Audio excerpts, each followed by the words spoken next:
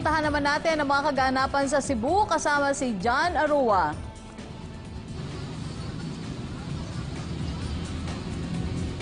Yusik Rocky, isang inspirasyon ng kwento ng isang batang babae na nakunan ng litrato na nag-aaral sa gilid ng kalsada habang tinuturuan ng kanyang tiyahing. Narito ang aking report.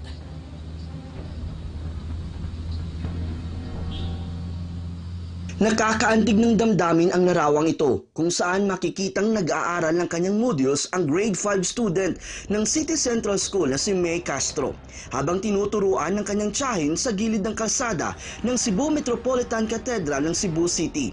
Dahil sa pandemic, wala munang face-to-face classes. Kaya ang mga katulad ni May na walang matitirhan, ang gilid ng kalsada muna ang magsisilbing silid-aralan. Lisod-lisod ko. Kinarumdap rin sa kalsada.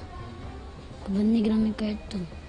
Ayon sa kanyang tiyahin na si Sheila May Castro na may sakit ang ina ni May habang nakakulong ang kanyang ama, kaya siya na mismo ang nagboluntaryong turuan ng bata sa kanyang pag-aaral. Nahuman naman kong study sa ako ang mga anak, mata akong inan niya, nang mi, kanang, kuhay mong module kay, wala mong ko'y, dili pa man ko maninda ron, tudluan sa tika, gayran tika, o ikalay mo answer, kung unsay nasabtan mo. Gusto ni May na maging isang guro upang makatulong sa kanyang ina at sa ibang tao. Ganaan ko nga makawalan po sa akong eskwela kaya makatabang sa mama.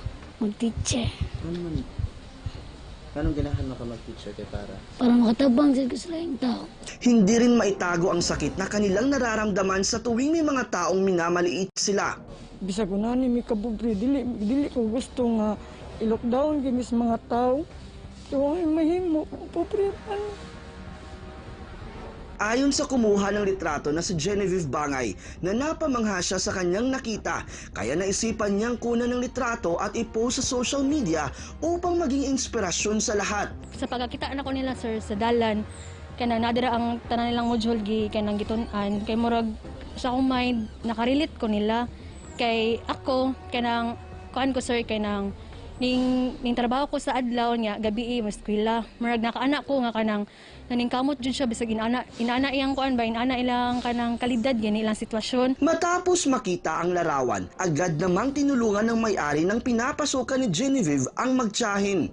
Personal silang binigyan ni Reynan Agudo ng school supplies at groceries. Nagabot din si Reynan ng financial assistance para sa bata. Mura sa kog na kuan ba natandog kay kuan bitaw tungod sa sitwasyon karon sa edukasyon sa new normal, so mao nga lisod sa ilang part, so punan pa sad nga naras da dalan, so moto nga maka-touch gid. Isang inspirasyon ang ipinakita ng magtiyahin na sa kabila ng krisis na kinakaharap natin, pinapahalagahan pa rin natin ang edukasyon dahil naniniwala sila na ito ang mag-aahon sa kanila sa kahirapan.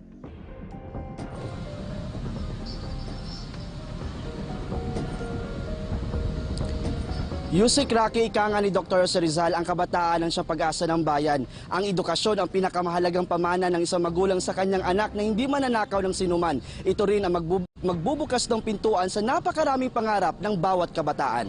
Mula dito sa Cebu, John Arua para sa Bayan. Salamat John Arua, PTV Cebu.